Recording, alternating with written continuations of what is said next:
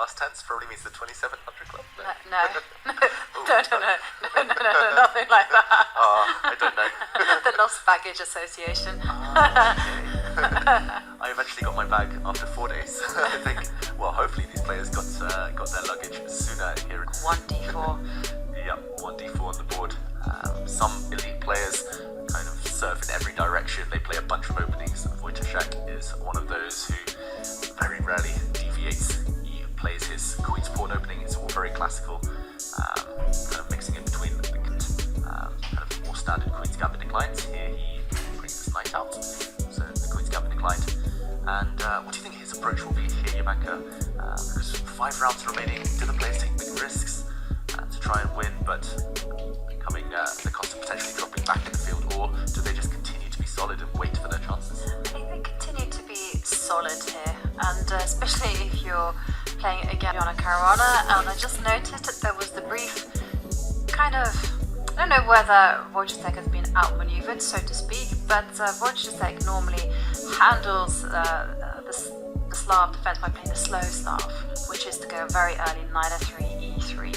And with Fabiano's move order, well, Radoslaw has been forced into the main line semi-Slav. Yeah, main line of this Marat, I guess. And bishop d6. White has a bunch of setups here. Bishop to d3 looks like it's been played a bunch of moves. And still mainline theory, of course. We'll await to see how black later decides to fight in the center. Often we see white playing for the move e4. Black, meanwhile, often playing for e5. But black has other ways of setting up. Black is going to fianchetto on the queen side as well. Really flexible stuff. Fabiano, he's surprised his opponents nearly every single game so far. He's always the first one to launch the surprise. I remember, what was it, on move 3 against Esipenko, a6. I remember against Hans Niemann, he kind of came up with this really slow idea against the Berlin. Feels like he's been fighting on his own territory most of the games, but Wojtaszek, he's a hard man to out-prepare. He is a hard man to out-prepare, especially when you think back to Wojtaszek's history. He was famously a second for Viswanathan Anand, and well, bishop d3 did come as a small surprise to Fabiano Caruana, and he's decided to castle. It's also possible to capture the pawn on c4 just to force white to move the bishop twice. Yeah, white bishop's already committed itself. One plan would be to take this pawn and to push forward with b5 gaining space. Okay, Fabiano's the first one to think, Jovanka.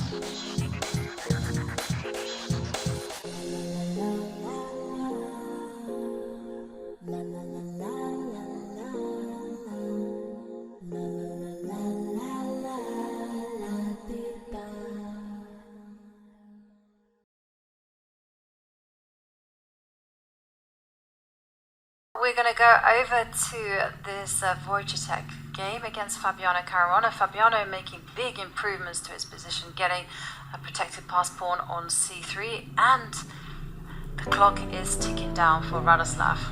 Yeah, the big question in both of the remaining games involving the leading pack is how is either side going to make progress. And I'm just wondering how, for example, the Black King breaks through. Is the Black King really going to come round? FIDE mentioned as well the bishop could potentially, once the Black King moves, come round to f7 and there's a target on the e2. That being said, I was a bit surprised that Fabiano kind of trapped his own knight on b2. There's no way home for that piece. The bishop on a4 as well. If it ever moves, then white has ideas like knight c2 to take b4. That is true. Really tough position to evaluate. Yeah, and the Black King can't really move too much as well. He always has to keep an eye on the e5 pawn. Yeah, I kind of threw FIDE in the deep end here, asking him for evaluation plans because it's so difficult, it's so tough, and they have reached move 60 in this game. So yeah, pretty much it's sudden death, as they say. Fight to the end now, no more added time. It is no more time bonuses. What you see is what you get, but the players do get that 30-second increment per move. And Radoslaw thinking, it's not an easy task. I mean, what could he be running through his head right now? Yeah, the question is, do you wait with the bishop? Do you wait with the king? I think in process of elimination, you don't want to move the knight if you're white. If you move the knight, then you might just allow the Black King to improve itself. So I think the white knight is necessary as a guardian of the c6 and e6 squares. So it's lucky dip, 50-50, bishop move or king move. I didn't mention king e2 is like the most natural waiting move. Yes. How about if I wait here? Bishop e2? Yeah, bishop e2. And what happens if I ask you whether you want to trade? Oh wow, okay. What? The answer is a draw. A handshake there, suddenly out in the middle of nowhere. We missed earlier a draw offer from Fabiano. He must have whispered that one. Okay, Fabiano Caruana, as black was the one to offer a draw. Wojtaszek says yes with white, understandably. Yeah, understandably. Also, surprising draw offer there from Fabiano because it looked like things were getting critical, especially with Radoslav's time ticking down. And we also had a result on board 10. Vladimir Fedoseev did defeat the international master Zal Makhanov. So Fedoseev now moves on to 5 points. And Zal Makhanov, first defeat for him in the tournament. The IM still well on course for a Grandmaster, no big rating gain, but yeah, Fedoseev storming up the standings now after a bit of an inconsistent start. Okay, and that leaves just one game at the top of the table, and it is